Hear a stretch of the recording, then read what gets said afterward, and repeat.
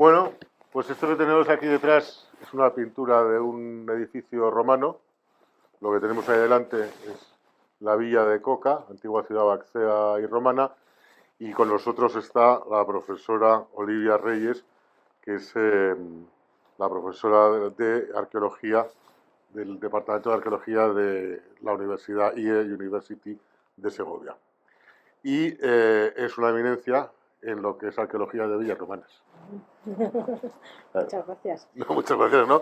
Aquí está su libro, que lo demuestra, donde pues, nos habla un poco de todo el estudio que han hecho arqueológico de las villas romanas de la provincia de Segovia. ¿Por qué hay esa proliferación de villas romanas en Segovia? Una pregunta más interesante además y más bien formulada. A ver, ¿qué te puedo contarte?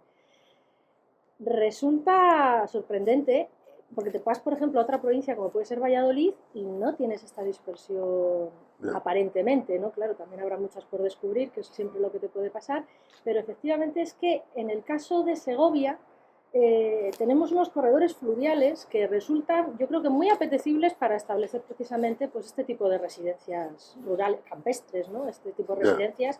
Entonces, la red hídrica de todos estos tributarios del Duero, pues es un paraje ideal. Luego también tenemos un terreno de campiña muy adecuado para este tipo de establecimientos rurales. Sí, porque es curioso que están como en fila, o sea, Almenara, Las Pizarras en Coca, sí, Matagüey, sí. En Nava de la Asunción, Armuña, Aguilafuente, es como todo... Es que vas siguiendo todos los cursos fluviales y todos te conducen en su momento al Duero, pero claro, siguen esta trayectoria, ¿no? También organizados en torno a las principales ciudades segovianas en estos momentos, ¿no? Ya.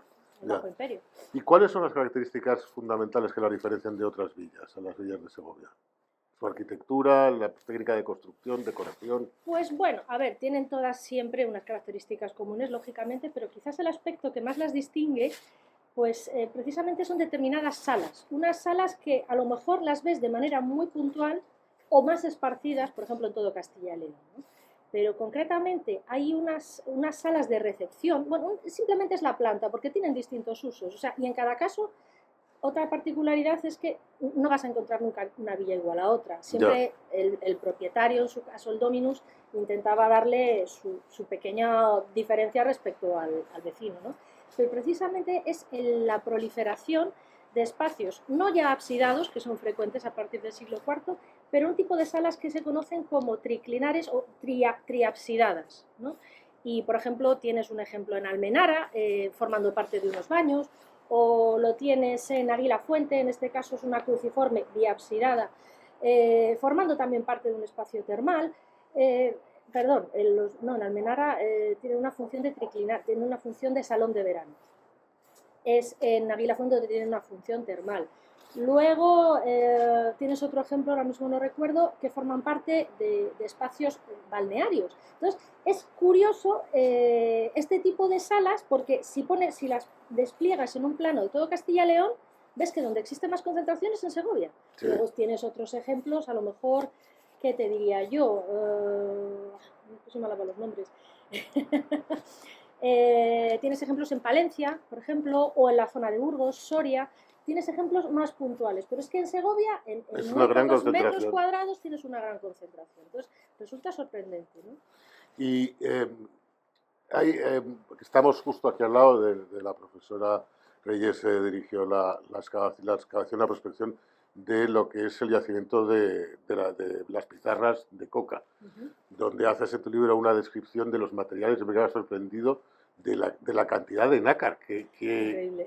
¿Pero cómo llegaba el nácar hasta Coca? Pues, pues a través del Golfo Pérsico. Imagínate atravesando todo el Mediterráneo. Es que es increíble, pero ese tipo de ostra perlífera, sí, aparece solo en la zona del Golfo de Namar, en el Golfo Pérsico y en el Mar Rojo. O sea, es que no existe en el Mediterráneo. Tenemos que pensar en un comercio que y aparte en un propietario en este caso que decide que quiere ese elemento, sí, como algo tan sutil que vaya a decorar sus paredes, porque eso no forma parte del suelo. No, claro. Sus paredes y todo el entorno, porque tiene ahí los estanques, las piscinas. Efectivamente, el espacio acuático que tienes es que ya casi es más grande que cualquier habitación, bueno, con diferencia. Porque ¿cuál es el inicio de todas estas villas? ¿Antes de la crisis del siglo III o coincidiendo con la crisis del siglo III?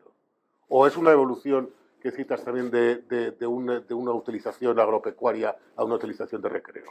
Efectivamente, es que van cambiando los usos. Siempre ha existido espacios rurales dedicados pues, a autoabastrecerse, sobre todo a producir, para luego vender en las ciudades y demás. Entonces, claro, con el tiempo estos espacios, podríamos decir que el espacio residencial va ganando peso dentro, y de recreo y de ocio, dentro de estas explotaciones agropecuarias, ¿no? Pero siguen manteniendo, porque sigue siendo su medio de subsistencia en muchos casos. Entonces, precisamente a partir de mediados del siglo IV sí que se aprecia un florecimiento de estas villas en un momento en el que ya podríamos decir, se monumentalizan, ¿no? Pero ya existen desde el siglo III muchas de ellas, y además es que si te pones a analizar caso por caso vas viendo que no son fundaciones ex novo, sino que precisamente, y en el caso de las Pizarras nos va a pasar prácticamente lo mismo. Lo que pasa es que nos falta todavía por conocer la villa previa.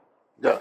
Porque en realidad todo el espacio que conocemos prácticamente es de representación. Estamos hablando de 4.000 metros cuadrados, más las habitaciones que tendría alrededor.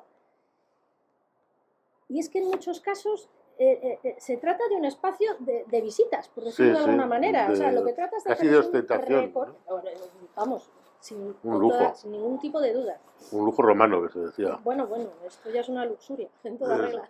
Y esas dimensiones, por ejemplo, la de Matagüey también tenía unas dimensiones importantes, ¿no? La de la Nava.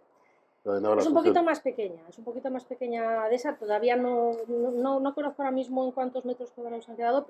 Sigue siendo otro aspecto completamente diferente. Claro, es que yo siempre establezco un paralelo, y es que si pones cualquier villa importante ahora mismo de Castilla y León, caben en el patio de las Pizarras. Ya, es que las Pizarras es una inmensidad, claro, y además entonces, una ostentación, unos mármoles. Claro, realmente es que tienes algo que lo que quieres es empatar al visitante, y además le haces un recorrido para que vaya viendo precisamente todos estos pequeños matices de poder ver, entrar casi prácticamente en un salón de trono, ¿no? Que sería el... Profesora, ¿qué dirías que es esta sociedad rica la que genera a Teodosio, o es Teodosio el que genera esta sociedad próspera del ámbito segoviano? Menuda pregunta. Bueno, te diría que, a ver, lógicamente no podemos desechar la idea de que Teodosio viniera de Coca, porque precisamente con estas evidencias que tenemos en esta villa creo que está más que demostrado, aparte de lo que digan los autores clásicos, que así también lo mencionan. Entonces, ¿qué fue antes? ¿Quién hizo a quién? Resulta curioso que es que precisamente es a partir de mediados del siglo IV cuando se produce todo este flowrit, pero no solo aquí en Segovia, sino en toda Castilla y León y en toda Hispania. Es un momento... Sí, hay un abandono de las ciudades. Claro, sí, un abandono quizás no tanto, porque no cabía tanta gente en las villas, pero efectivamente sí que las personalidades deciden retirarse a sus espacios de recreo, ¿no? ¿Y cómo se vivía en estas villas? Podríamos decir que es un momento de bienestar precisamente por eso. Siempre empezábamos en una crisis que nos lleva quizás a pensar en que las ciudades se abandonan masivamente. Bueno, no sé, habría que mirar caso por caso, tampoco es tan evidente. ¿Cómo era la vida en estas villas? ¿Qué vida se llevaba? Hombre, pues dependiendo de qué puesto ejercieras en ella. Que se pueda deducir de todos los restos que se han encontrado. El tipo de vida, pues en este momento las villas son, aparte de un espacio de negocio, otium en negotium, es un espacio de ocio. Entonces, en realidad el venirse aquí, los domini lo que pretenden pues, es tener, y sobre todo emular, que es lo que vemos mucho en las villas de Segovia, ¿no? Emular unos espacios de recreo y para atraer a hacer negocios, también son espacios de negocio. Entonces, en realidad, no simplemente vives o simplemente te dedicas a cazar, sino es que también es un espacio de negocio. Entonces, es que es, por establecer una comparación, te diría como un móvil, lo tienes todo en el mismo espacio. Te sirve para trabajar, te sirve para ver películas, entonces prácticamente las villas pasa lo mismo. ¿Qué cultivaban? Fundamentalmente en esta zona deberíamos de pensar en cereales. Claro, estos campos, estamos en plena campiña, es uno de los productos más. Pero bueno, también tenemos ejemplos, ya no te digo en Segovia, pero bueno, lo que es toda Castilla y León, debemos pensar en productos relacionados, existen prensas de aceite o vino, entonces también tenemos que pensar en el vino, también está aquí presente. ¿Eran familias numerosas? Las de los romanos, ¿te refieres? Dependiendo del extracto social. Ah, vale, te refieres a las villas. Sí, las villas que has analizado. Bueno, conocemos muy poco datos de los habitantes y de los dueños. En realidad es lo que menos llegamos a conocer, precisamente porque no queda constancia de ellos. Pero bueno, una familia romana, pues hombre, era, ¿qué puede decir? Puedes pensar con 3, 4 hijos mínimo, ¿no? Tenemos que pensar que en esos momentos también las posibilidades de supervivencia, cuando eran tan pequeños, pues no llegaban a llegar adultos. Entonces quizás también era una manera de poder... La dispersión, es decir, al no ser urbanas, porque este edificio de uso público sí que es urbano, están ahí, pero las pizarras, la Tagüey, la Nava, bueno, de las 13 sí, que están más o menos catalogadas, aunque hay más todavía sin catalogar, digamos que están en el exterior, es decir, no había escuelas, no había médicos, por eso preguntar por esa sin embargo, era un lujo, ¿no? Parece un contrasentido no tener servicios. Claro, también tenemos que tener en cuenta que todas giran en torno a la ciudad. Entonces, hasta cierto punto, también estas personas probablemente tengan su sede en la ciudad o tengan que ir a la ciudad a trabajar, ¿no? Tenemos que pensar en magistrados o demás que tengan que ejercer un cargo público. Entonces, el contacto con la ciudad es básico. Por eso, los anillos se establecen alrededor de las ciudades, ¿no? Sigue siendo el centro neurálgico, de alguna manera, y como último recurso, pues para todo este tipo de cosas que estás diciendo. No tanto para la educación, que probablemente sería en casa, claro, pero sí, pues un médico, una cosa de estas. De hecho, en Coca creo que apareció un sello de oculista. O sea, nos está dando ideas de que médicos existían en la ciudad. Claro, claro. Pero no sé si haría gafas, pero bueno. No. Bueno, yo lo dejaría, no sé, lo dejaría más en ungüentos, pero bueno, quién sabe. algún aumento tendría con algún tipo de líquido seguro.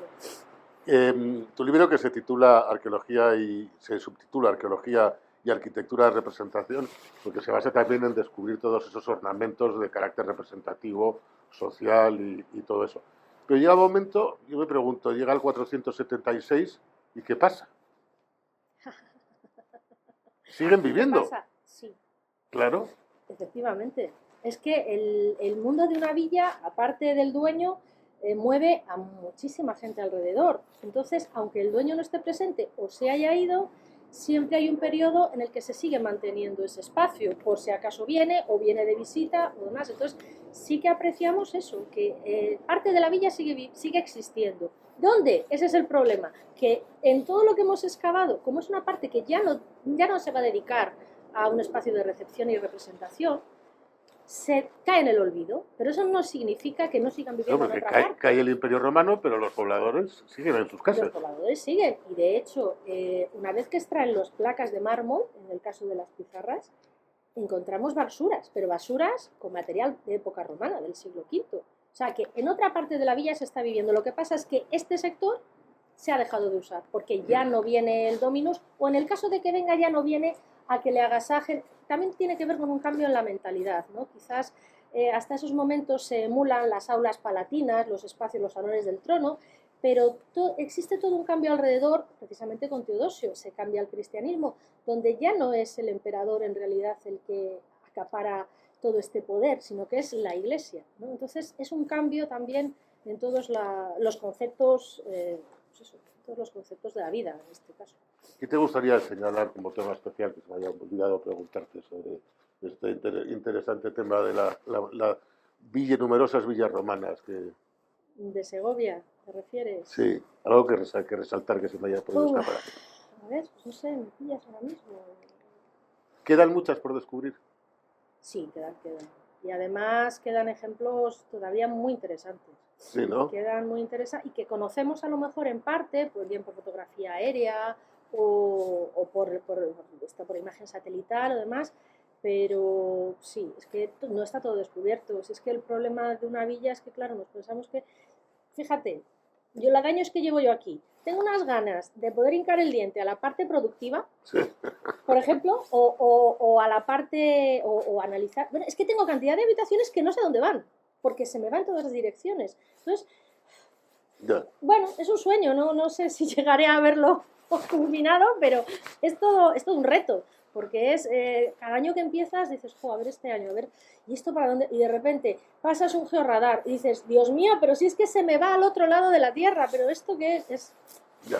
bueno, una pasión y una vocación, ¿qué te voy a decir? Bueno, pues aquí desde el edificio romano de los 5 Caños, donde todavía vemos los restos de las pinturas de este edificio público, que era una fuente, pues agradecemos las explicaciones a la profesora Olivia Reyes y vamos a desearle suerte, porque será todo lo que descubra será interesante para nosotros como público, como ciudadanos, sobre nuestros orígenes. Así que mucha suerte, muchas gracias por Pues, atendernos. No sé si hemos levantado un poco los espíritus romanos enfadados con este viento que hemos tenido hoy, nos han bueno. sido propicios los saos, sí. Nah, Dentro de poco llegamos a... Estamos en los idus de marzo, además, ¿no? Claro. Estamos en los idus de marzo. Muchas gracias. Muchísimas gracias.